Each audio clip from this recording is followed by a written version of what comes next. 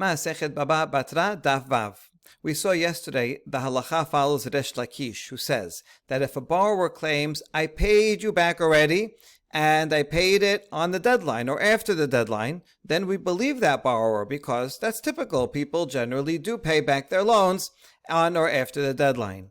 However, if the borrower says, I already paid you back before the deadline is January 1st, says, oh, I already paid you back in October, then the borrower is not believed because it's not typical that people prepay their loan even before the due date.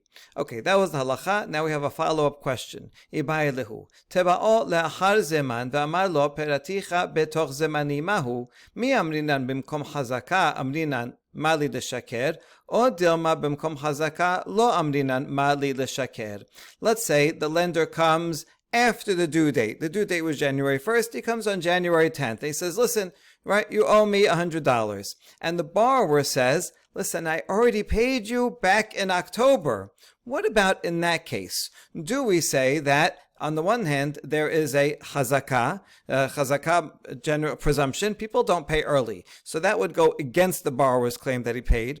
On the other hand, we have a migo. All right. He says, why would I lie? If I was lying, then I would have said, I already paid you on January 2nd. And then you would have believed me. So I could have said a lie and I would have been believed. Therefore, the borrower says, you should believe me that I say that I paid in October, right? Because if I'm lying, then I would have made a better lie. So that gives him believability, since he could have made a better lie. So when we have these two things against each other, the presumption that people don't pay early. On the other hand, migo, he could have said a better lie and he would be believed. Do we say that when there's a presumption, we still follow the migo and we do believe him? Or should we say, no, since there's a presumption that people don't pay early, then we trust that presumption, and we do not follow the migo argument, and we do not believe that the borrower paid. That's our question. We're going to try to bring a proof from the Resha and the Sefa of our Mishnah, the same way we did at the end of the daf yesterday. Tashema. Bechizkat shenatan ad shevi re'aya shelo natan. If a wall fell down and now they're going to rebuild it, then they're building it up to 4 amot, which is the minimum size. And then one of the neighbors says, listen, you never paid for the wall to begin with. Right? And therefore, these stones don't belong to you. And you still have to pay me for the construction of that original wall. So we say we do not believe that claim. The presumption is that when they first made that wall, one of the neighbors would not have gone ahead and paid for the whole thing until he waited for the other neighbor who has to chip in. We're in a place where the custom is to build a wall, that he would have made sure to collect at that time. And so therefore we assume that both neighbors chipped in their share, unless one neighbor brings a proof that, oh, I have proof here that you never paid. Okay, that's what the Mishnah says. Hechi dameh. What are the details of the case? If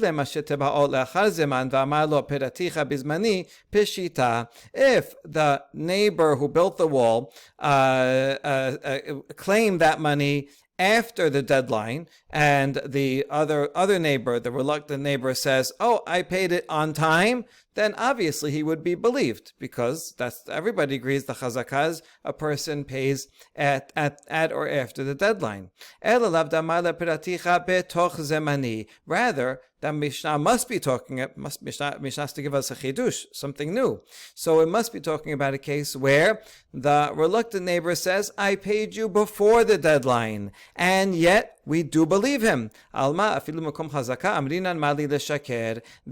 even when there is a presumption against him, the presumption that he wouldn't pay early, we still believe him because he could have claimed, I paid you after the deadline, and he would have been believed, and therefore we believe him even when he says, I paid before the deadline. So isn't that a good proof from the Resha that we do, in fact, follow the migo argument and we believe him?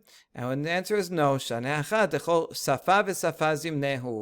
the case where they're building a wall, it's not like the deadline is at the end after the wall is completed. That's not true. both neighbors have to contribute for every single row of bricks that goes up. That you have to contribute more and more. So the deadline's not at the end. The deadline's actually a continual deadline, and therefore it doesn't make sense to say I paid you before the deadline or after the deadline. That's not a relevant category in this case. So there's no proof from there. Tashema me'arba amot ulamala en mechayivin oto samach lo kotel acher v'gomer ad sheyavi re'aya shenatan. So the sefer of that Mishnah said that that when a wall falls down, even if the wall originally was 6 amot high, but the neighbors cannot force each other to build another one 6 amot high. So 4 amot is sufficient, and that's it. And if one side says, I want to build it 6 amot, he has to pay for it totally by himself. Now, if the reluctant neighbor who did not contribute to the extra height then comes along and puts up another wall, right? We'll see a picture of this like this. Here's the original wall that is up to 4 amot, and the other neighbor, one neighbor built it higher at his own expense, and then the reluctant neighbor went and made his own wall, showing that he eventually probably is going to put some beams here, and he's going to use that wall. That means he wants the extra height. In that case, he does have to contribute to paying for that extra height.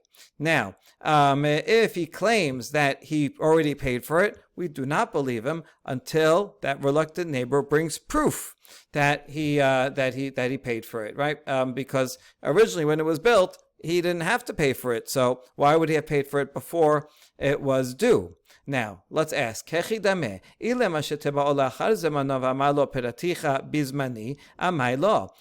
the details of the case? If the neighbor who built it claimed the money after the deadline, and the reluctant neighbor said, I paid it on time, I paid it on the deadline, or afterwards, then why would we not believe him? The chazakah people pay their debts on time. Rather, it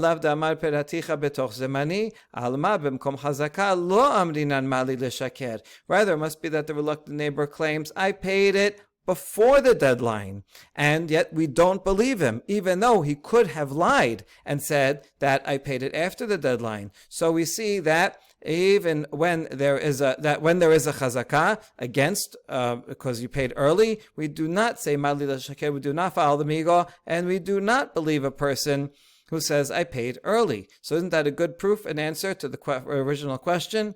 And we say, no.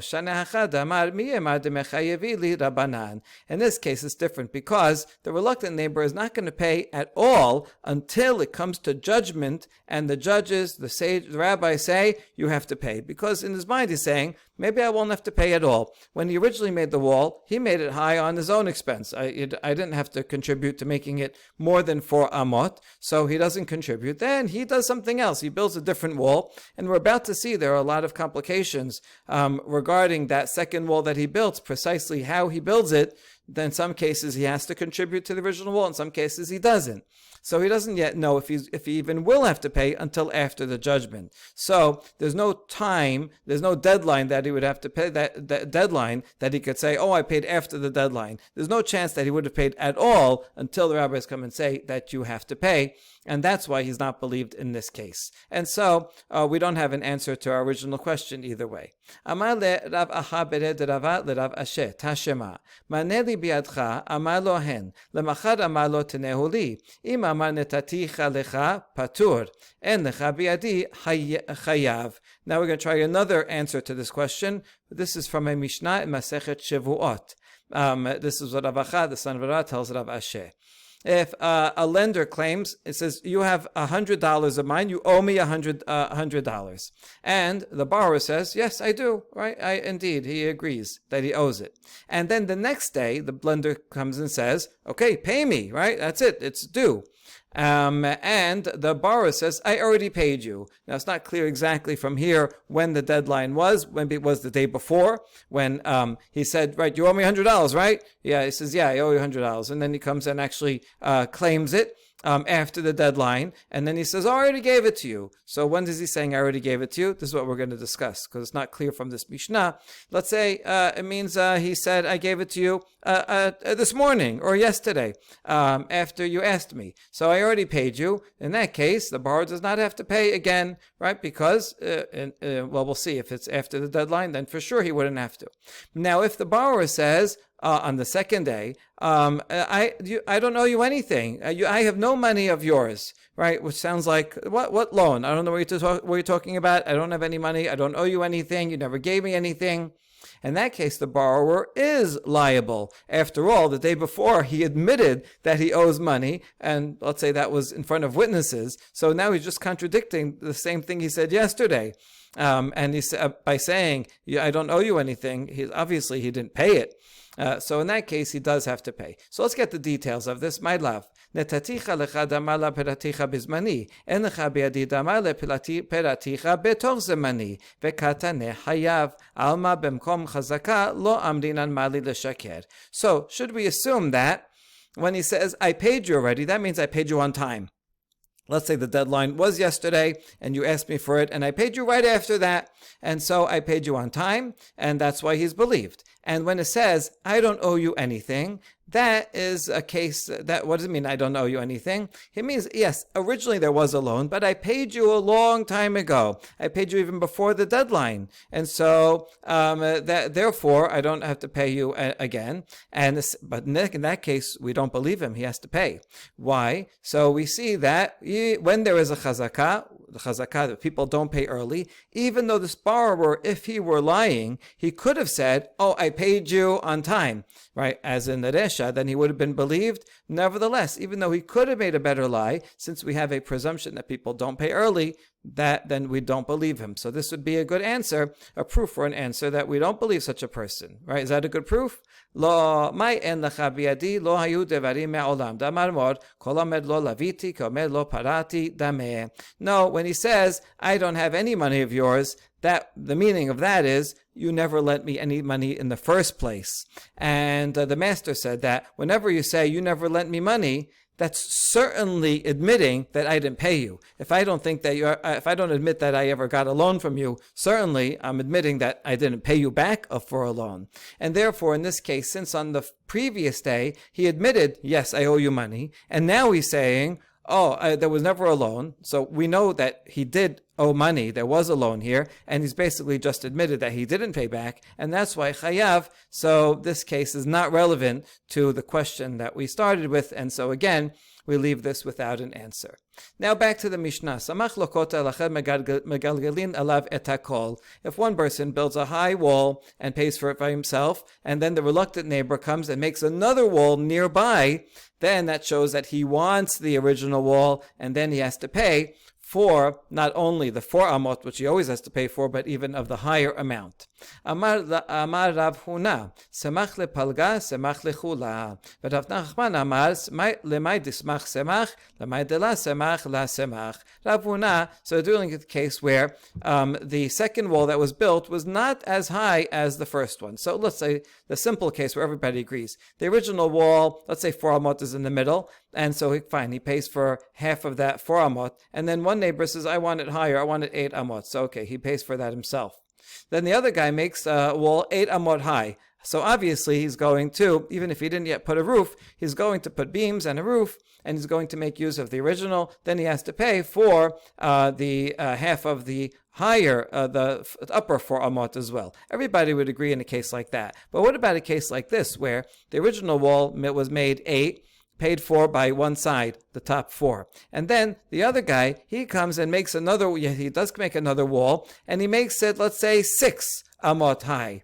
And so that shows that, what does that mean? Does that show he wants to use all of the original wall or part of the original wall? That's the machloket. Rav Huna says, listen, if you made another wall, even though it's only partially partial of the size of the original wall, that's the same as the whole thing. Once you're going to make use of the wall, we assume that probably you're going to build it higher, Or even if not, that once you're using the part of the wall, the higher amount, then we consider that using the whole wall. Maybe you'll build it higher. Maybe it'll benefit you in some way or another, and therefore you have to pay for the whole thing no matter what.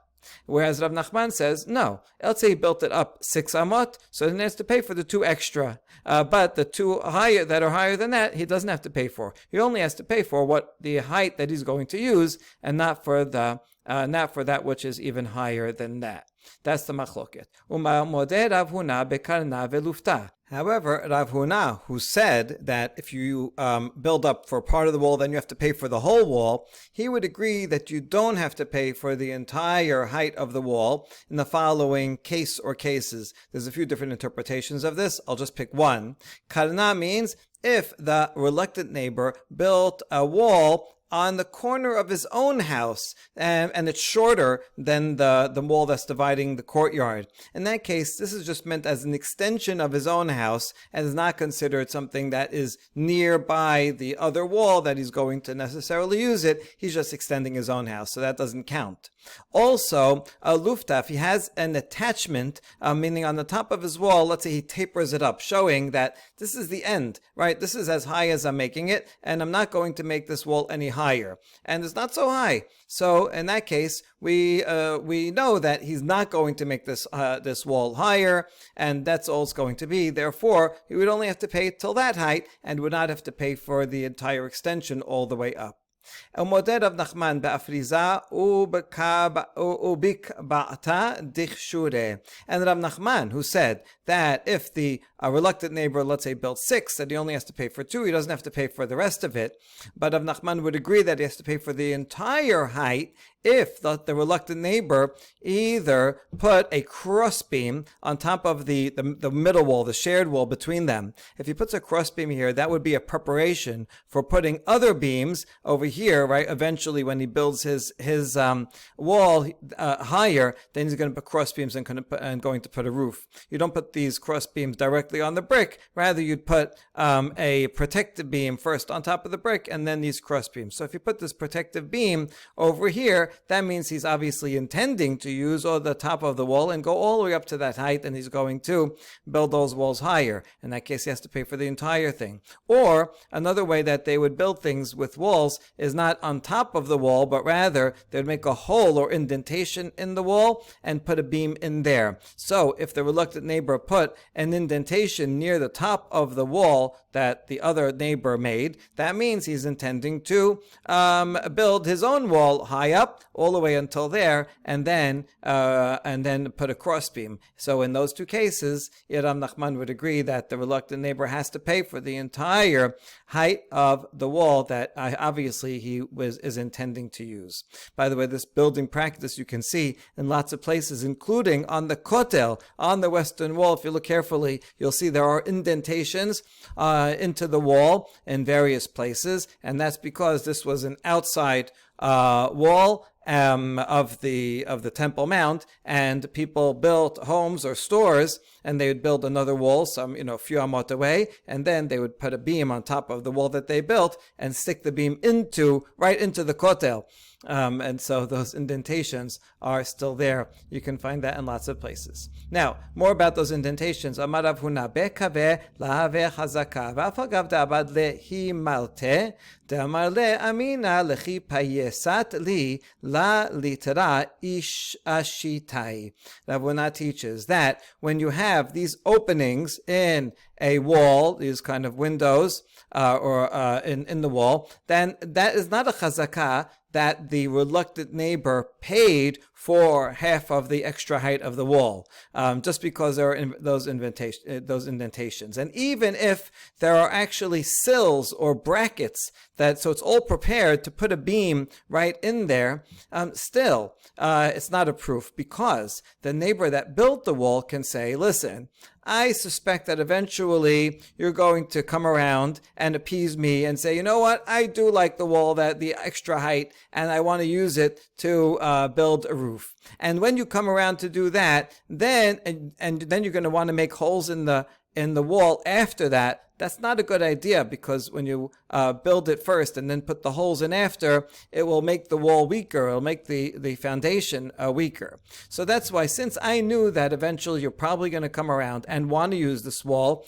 I anticipated that, and I already put nice holes with brackets into your side of the wall so that you will use them. So since that the neighbor who built the wall was being careful about that and anticipating, it does not indicate that the reluctant neighbor already paid for the extra height of the wall. Amar Rav Nachman, achazik lehurdeh la achazik lichshureh, lichshureh achzik lehurdeh. Rav Yosef Amar achzik lehurdeh achzik lichshureh.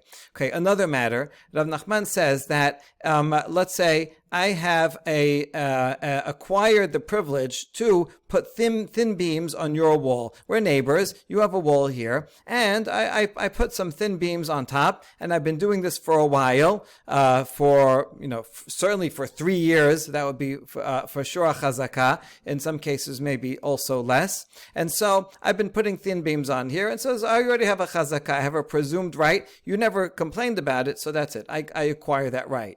However, now if I change and I want to put thick beams on it that are heavier, I cannot do that, because the chazakah is only for a thin beam, not for a thick beam. That's Rav Nachman's opinion. Rav Yosef, however, says that if I acquired a privilege for thin beams, then I can put thick beams. Beams are beams, and it doesn't matter if it's a little thinner or a little thicker.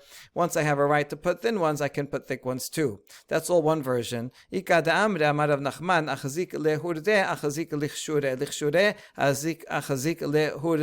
Another version is that Rav Nachman actually says the same thing that Rav Yosef says over here, that as long as I have a chazakah for the thin beams, I can put the thick ones, or if I have a chazakah for thick ones, I can put the thin ones. A beam is a beam. Amar Rav Nachman, achzik lenatfe, achzik leshavche, achzik leshavche, la achzik lenatfe. Rav Yosef Amar, afilu achzik leshavche, achzik lenatfe. Rav Nachman teaches that if there's two neighbors and one has a roof, and the water that drains off the roof goes into his neighbor's courtyard, and the neighbor didn't say anything for a while, so now he has a chazakah that all that water from that roof will drip all into his courtyard, so he has a chazakah for that. If one day the neighbor with the roof decides he's going to put a gutter and a drain pipe, and all the water is still going to go into the neighbor's courtyard, but now all concentrated in one spot, then he can do so, because it's for sure, if his water can go all over the neighbor's courtyard, certainly it can go into one spot. However, if he only had a chazakah with a drain pipe that all the water from my roof will go into one spot in your courtyard, then I cannot take that away and have the water dripping all over your courtyard. You were okay, you didn't complain when it went into one spot, but you have a right to then complain and says, no, I don't want it going all over my courtyard. And that's Rav Nachman's opinion. But Rav Yosef disagrees, and he says, even if the original chazakah was that it's all going to go into one spot with a drain pipe, still all the water is going in there, and then even without the drain pipe and it's going all over the place, you allowed me to put all the water in there, so I can still put the water in there even if it's in lots of places. That's all one version of that machloket. Ika de amre. Amar Rav Nachman, achzik leshavche, achzik lenatfe, achzik leshavche, aval lesfira de urbane la. And this version, Rav Nachman is more lenient. He actually is the same as the Rav Yosef in the previous version. And here, if I have a chazakah that the water is going to pour through a drain pipe into one spot, then I can put it all over the place. Or if it was all over the place, I can put it into one spot. That's all the same. It's the same amount of water, and it's all going in. However, if my roof is made out of willow branches, then I cannot do that, because when the water falls in the willow branches, it doesn't dry out right away. It keeps dripping for a long time, for hours. And the neighbor could say, listen, I didn't mind all the water coming into here because it's all coming at one time while it's raining. I'm not going out while it's raining anyway. Fine. But now you have these willow branches that are dripping for hours, and that I'm not okay with. So the chazakah does not apply to that. Rav Yosef Amar afilu serifa d'urbane abad Rav Yosef ubada b'srifa d'urbane. Rav Yosef disagrees and says even if it's made out of willow branches, still the same volume of water, it's just coming out slowly. And so we assume the neighbor does not mind, and Rav Yosef even gave a halacha like this and permitted a neighbor to since he had a chazakah already for a certain roof, he allowed it even when that roof turned into willow branches, that the neighbor could no longer complain. Amar Rav Nachman Amar Rabba bar Avu hamaskir bayit lechavero bebira gedola mishtamesh bezizeha ubichtaleha ad 400 ube'obi hakotel b'makom shenahagu aval betarbas apedane laha. So Nachman bar Rabba, the son of Abu, says if someone rents an apartment in a large house, in a building, does he have rights to other things? Right, this happens a lot. Rent an apartment in Manhattan. So do I have a right to a storage in the basement? Can I put my bicycle right in the basement? Can I use the backyard of it, the roof of it? So what about the common areas? So this is an important question.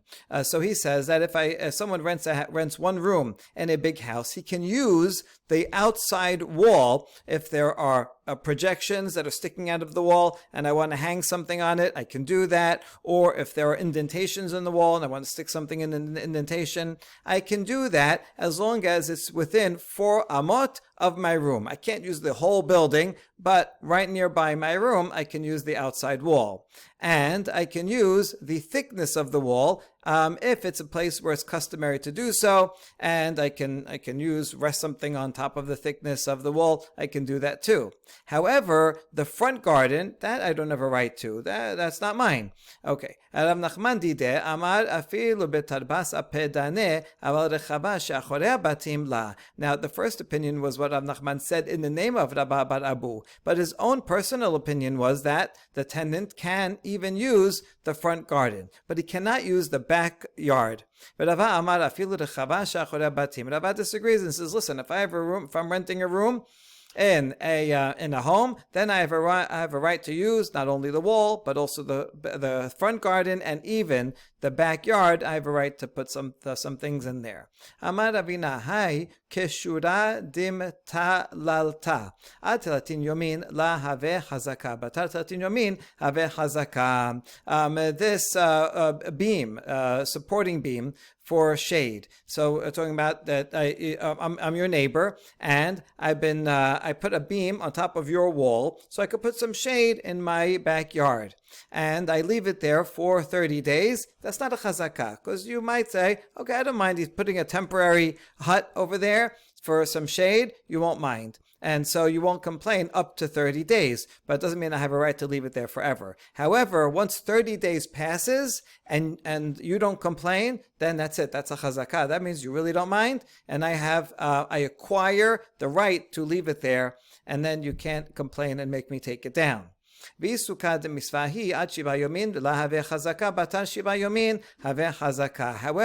if it happens to be a hut for shade on Sukkot, meaning it's a sukkah, and so it's clear that I'm building this for the mitzvah, then as long as it's there for 7 days or less, it's not a chazakah. But once 7 days passes and you still don't complain, then I get the chazakah. So why is this only 7 days? Over here you said it was 30. Okay, because if it's just a summertime a hut, then 30 days is still called temporary, and you don't have to complain before 30 days. But if it's a sukkah, then obviously I need it there for 7 days. Once the next day comes, if you don't like it there, you should say, okay, Sukkot is over, take it down. So if you don't say that, that means that you don't mind it being there. There's like a lot of all the zoning laws in front of the restaurants. They put sukkahs all the way out into the middle of the sidewalk, and then the police officer comes and says, listen, you can't leave this here. All right, you have 7 days to take it down. So the restaurant owner says, no problem. All right, I'll take it down in 7 days.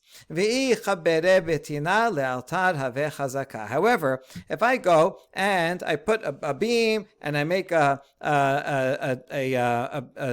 area for shade and I put it on top of your wall, and I also put clay on top to make it more permanent, well then you have to complain immediately, because you say, I don't want this there. It's clear that I'm going to leave it there for long term.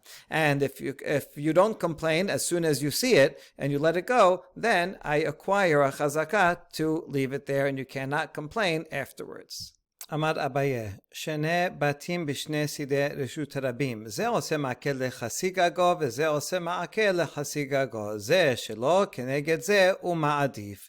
Abaye says if two people have homes on two sides of a public thoroughfare. So there's a street between these two homes, and they each have roofs, and they want to use their roofs and protect their privacy without the other person looking in.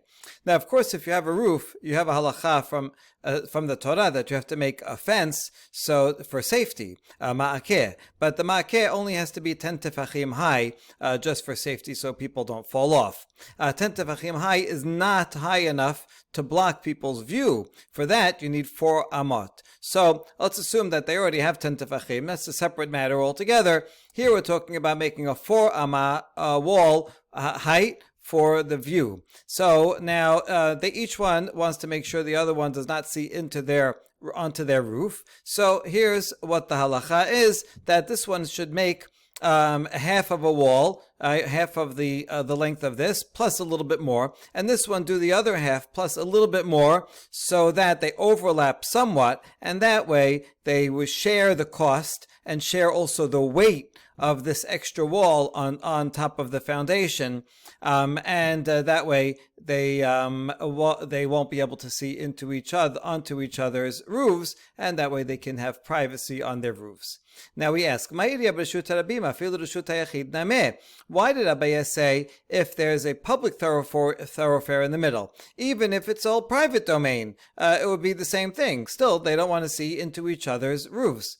רשות הרבים הסתריכה למה ודתמה נמלא סוף סוף הבעית להתנועה מביני רשות הרבים. The answer is you're right. The law would be the same whether the space in between was a public thoroughfare or a private domain owned by one of them or someone else. They still both have to share in making half a wall on this side and half a wall on this side. But Abaye added in the Shut Rabim to give us an extra chidush, because I might have thought that when there's a public thoroughfare in between, one of the neighbors could have said to the other, listen, you were going to have to make a wall anyway to protect your privacy from the public domain. There's people walking here all the time, day and night, and so you want to have, well, especially during the day even more, and so you would want to have privacy during the day when people are walking by, and you would have built a high wall here anyway. So since you were going to build one anyway, so therefore you build it yourself, and I don't have to build one at all. I might have thought that in the public domain, one neighbor could say, no, I'm not sharing in the building. You're going to have to build it anyway. And that's why Abaye had to come teach us that this halacha is true even if there's a public domain in between. Kamash malan damar le rabim bimama chazuli belelya la chazuli at ben bimama ben belelya chazit li. And therefore comes to teach us that the neighbor whom the claim was made against, right? One guy said, hey, you're going to build a fence anyway. I'm not sharing with you. So the other guy can say, listen, I don't really care about the public, the people in the street, because they can only see me during the day. They can't see me at night. First of all, there's not so many people walking at night, and it's anyway hard to see all the way up there at night. But you go up to your roof during the day and during the night, and you're right there, right across, and you can see me. So you know what? If it wasn't for you, I would not have built a wall. I don't care about people about during the day. I was planning to use my roof at night, and I wouldn't have had a wall. But now because you're here, I have to build a wall. So therefore, you have to share in half of it. That's one answer.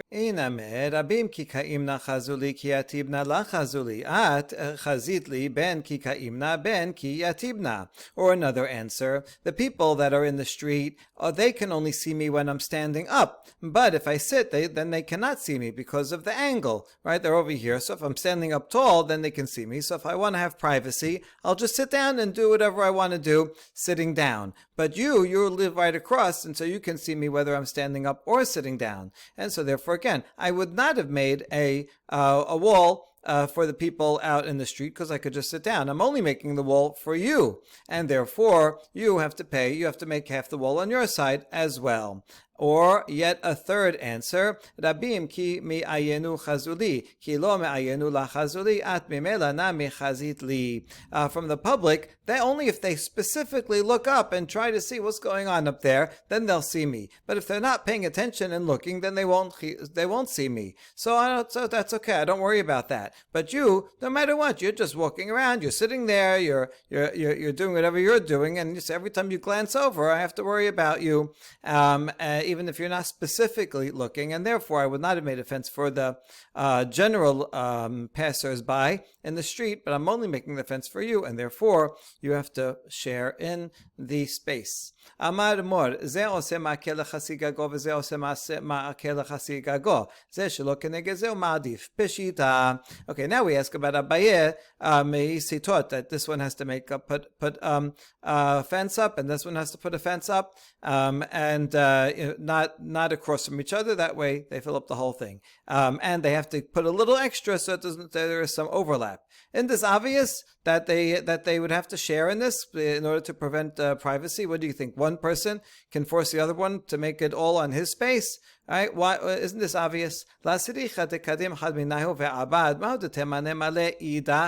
שכל אוזינקה ועבדי את כולה כמשמלן דמלא את מטעמה לעבדת משום דמיתרה אשיתך אנא נמה מיתרה לאשיתאי. So yes, it would be obvious, but he's coming to teach us this case where one of them built half of his fence already, even before they went to court. So he already built half of his fence. And then the other guy, we might have thought this guy who didn't make the fence yet says, listen, you already have half a fence. So while you're at it, you know what? I'll pay you the cost for the other half of the fence. And then I won't put anything over here at all. I mean, he'll put a short fence again, just so people don't fall off. But we're talking about a four amma fence. I'm not going to put anything at all, and I'll pay you for your side of it. I might have thought that he has a claim, since this guy already put half of it, and therefore Abaye comes to teach and say, no. This guy could say, listen, how come you don't want to put a fence? Because it adds extra weight onto your wall, onto your foundation. So I don't want to put extra weight. I already put half the wall on mine, and I got, I already gave my share of weight, and therefore you cannot force me to do the rest of it, even if you pay me. Rather, you have to put up the other half on your side. Amar Rav Nachman Amar Shemuel Gag hasamuch lechasar chavero ose lo ma'akeh gaboa arba amot aval ben gag legag lo. So Rav Nachman says in the name of Shemuel, if you have a rooftop that's right next to someone's courtyard, overlooking their courtyard, then the owner of the rooftop has to make a fence 4 amot high to prevent the guy on the roof from looking down into the other person's courtyard. Because the guy in the courtyard can say, listen, I don't know when you're up there on the roof watching me. It's hard for me to tell when you're up there, and I want to have privacy in my courtyard. So you have to build a fence 4 amot on top of that roof, so that you don't look down. However, if it's between 2 roofs, and see, Shemuel here is not talking about where there's a space in between, but let's say the roofs are adjacent to each other. And so right now there's nothing, and they don't have to put anything in terms of the law of ma'akeh for safety, because let's say they share it, right? They have one, there's 2 houses that are right up against each other, and so the roof goes one right into the other. In that case, one neighbor does not have to put the neighbors do not have to put a fence up in between, because when one is up there, he could see if the other one's there, then he won't do anything private. Other guy's not there, then he can do something private. It's easy to see, and that therefore he cannot force him to do so. Also, people don't use rooftops as much as they do courtyards. So the law of rooftops is more lenient than regarding courtyards, where generally one can force the other if it's a place where people usually have fences between their courtyards and other people's courtyards. Okay, that's Shemuel's law. So from rooftop to rooftop, one cannot force the other to make a separation. However, Rav Nachman, the first law he reported in the name of Shemuel, but he himself thinks that while it's true you don't have to put up a high wall 4 amot high, you do have to put something at least 10 tefachim high. Now we ask about Rav Nachman. Lemai ile zekriya ba'amot ba'inan ile nitpas alav keganav bimsefas be'alma sageh ile gdayim utalem b'chdesh shelo yizdaker be'bat rosh sageh. Why would you need this 10 tefach high fence? If it's so that your neighbor doesn't see over into your courtyard, well then 10 tefachim is not going to help. You can see right over that. That's only like 30 inches. You would need 4 amot, 6 feet high, in order for a person typically not to be able to see into your courtyard. onto your roof.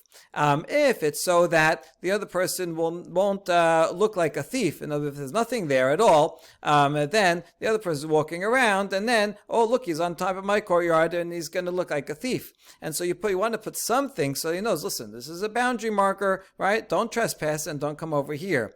If that's what you needed, then you wouldn't even need 10 tefachim, even less. Even just if you put some rods, some pegs, you put a series of pegs in between, even though you can see through it and they're very low, that would be sufficient to show, listen, here is the boundary marker, and don't pass this. If it's for goats and sheep that might be up on the roof, and I want to keep them on my roof, and I don't want them to go and trespass into, I don't want your sheep to trespass onto my roof, then also you wouldn't have to have it 10 tefachim high. That's pretty high. You only need enough that they can't walk over it. So that's even lower. So what's the point? Why does Rav Nachman say 10 tefachim? And the answer is, really it's the reason so that people don't mistakenly just walk around and trespass and go over on my roof. You want a boundary marker. And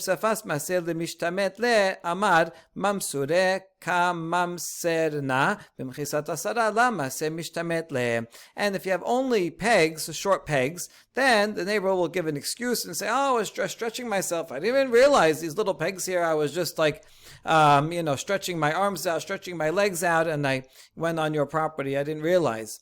So then it won't really stop him from trespassing. But if it's 10 tefachim high, then that he won't be able to give that excuse. And that way I'll say, if I see him on my side, I'll say, what are you doing? Why are you trespassing on my roof? Right? Can't you see here? This 10 tefach high wall, that would be sufficient to keep him on his side and not give him an excuse to come over on the other side. Now we're going to challenge Rav Nachman from a baraita metibe. Im haya chasero lemala migago shel chavero en nizkakin lo. My love en nizkakin lo kelal. This baraita says, if my courtyard is higher than your roof. You can have a courtyard that's on the building on the mountain, and my courtyard on the higher up on the mountain is higher than the roof of your house that's lower down on the mountain. I don't have to put anything up. I don't have to do anything. So is that when it says not do anything, doesn't mean I don't have to do anything at all. And so this would be a challenge to Rav Nachman, because Rav Nachman says over here that, you don't have to put up a high wall, but you do have to put up a low wall between roofs. And here, if it's my courtyard overlooking your roof, and Rav Nachman said, well, I have to protect your privacy by putting up at least 10 tefachim. I have to protect your trespassing by putting up 10 tefachim. And here it says, I don't have to put anything at all, right? Doesn't that mean nothing at all? No, it means that you don't have to put up a high wall for 4 amot, because it's only on someone's roof, and for that you don't have to worry as much about looking in. But you do have to put up something, 10 tefachim, in order to prevent the guy's courtyard, the guy in the courtyard, from easily just walking on onto the other guy's roof and claiming, oh, I didn't realize. So we need a partition for that. Itamar, shte chaserot zo lema'ala mizo, amar Rav Huna, tachton bone mikenegdo ve'oleh, elyon bone mikenegdo ve'oleh. Rav Chisda amar elyon mesayeh milemata uboneh. Now 2 opinions if you have 2 courtyards, one higher than the other, like this, right? So you have this guy, someone owns this courtyard, and then again it's on a slope, and so the next guy owns a courtyard down here. Now for 2 courtyards, they do have to build a fence in between. The question is, who is responsible for each part of the fence, the lower part and the higher part? So Rav Huna says the guy who owns the lower courtyard, he has to build the lower part of the fence, and the guy who lives up here has to build the upper part of the fence. And even if it's not exactly equal, maybe the lower one is more. But he's still responsible, because the upper one says, well, that's not my problem. You're all the way down there, right? I only have to do my part up here. That's the Rav Huna's opinion. Rav Chisda, however, says, no, not true. The top one has to help with the bottom one also. After all, the top one rests on the bottom one, and so they has to share in in building also the part of the bottom one.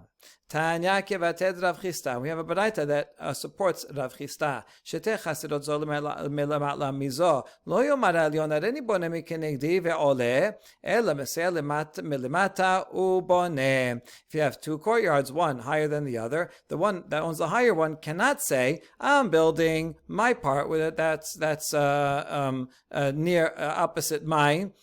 Field and higher, so I can do from my level and higher, and the rest of it is not my problem. No, he cannot say that. Rather, he has to chip in to building the lower one as well. And if this guy's courtyard is higher than the rooftop of the lower, and this guy's so low that even when he builds something, the rooftop is lower than this guy's courtyard, then the owner of the courtyard does not have to build a high wall in between. And that's because when it comes to a courtyard to courtyard, there they have a right to privacy, so they can force each other. Hey, I don't want you looking into my courtyard. My courtyard I use a lot. But rooftops are not used as much, and therefore he does not have to build a wall to protect the rights of privacy from looking into from his courtyard onto this guy's rooftop. However, this section of the Braita we just quoted a few minutes ago, and we said eno zakuk lo, it does not mean he doesn't have to build anything at all, but he would still have to build something, at least a short fence, so that there won't be trespassing, and I'll say, oh, I didn't realize, I was just walking and I came onto your roof over here. So he may still have to build something in order to prevent trespassing. Baruch Adonai Le'olam, Amen ve'amen.